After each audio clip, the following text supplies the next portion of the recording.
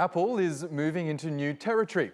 The iPhone maker has launched its new streaming service, Apple TV Plus, to take on established and dominant rivals like Netflix. The tech giant hopes to prop up its revenues, with iPhone sales falling 14% in the past year. But Apple is facing tough competition in an industry that could be headed for saturation.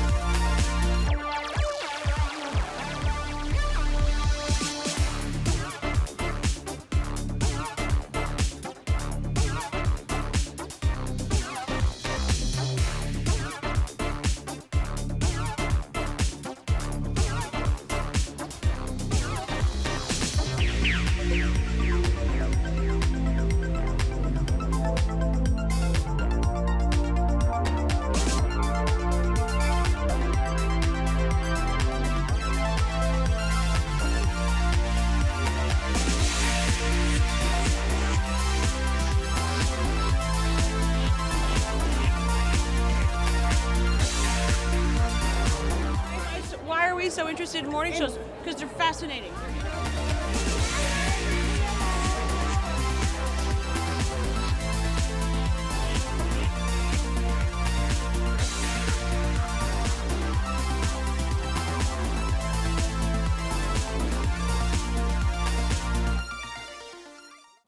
Well, for more on this, Jillian Wolf joins us now from New York. Hi, Jillian. Now, the launch of Apple TV Plus is quite a big moment for the company and for CEO Tim Cook.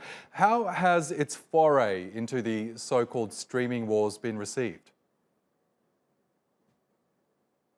Well, it's been met with quite some excitement, but also some skepticism now, as we know it's entering some tough competition.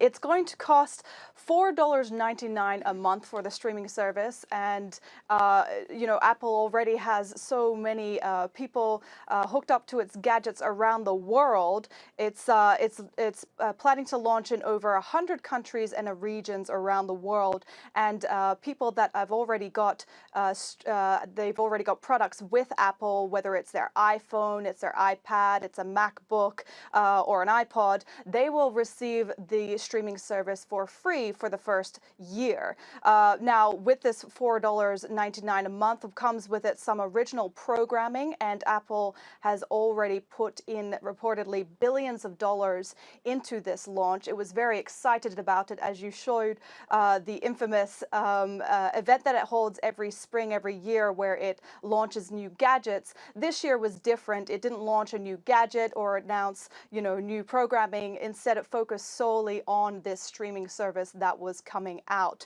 So some of the shows that they've got that is original content includes The Morning Show, which features famous faces like Jennifer Aniston and Reese Witherspoon, and then some other shows, See, Dickinson, For All Mankind, including some children's programming, and also the famous face Oprah Winfrey. She will be having her book club that will be on there. So a lot of excitement, but also some skepticism because of the competition of, the landscape that Apple is stepping into with the streaming wars that is currently at place. Yes. So how is Apple looking to differentiate itself from the many other streaming players that are out there, including, of course, the market's dominant player at the moment, Netflix?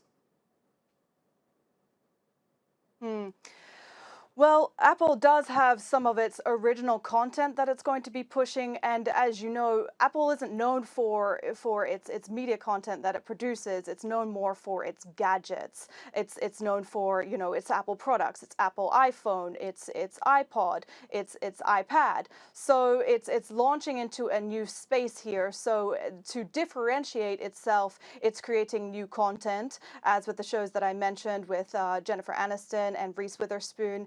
and Oprah Winfrey's book club. It's differentiating itself by bringing on famous faces such as that, as well as launching really original content. The way that it's hoping to get their consumers is the fact that it has already, there are millions, if not billions, of people around the world that already has an Apple product in their pockets. So there are already consumers around the world that have access to its new streaming service, and that is putting Apple at an advantage.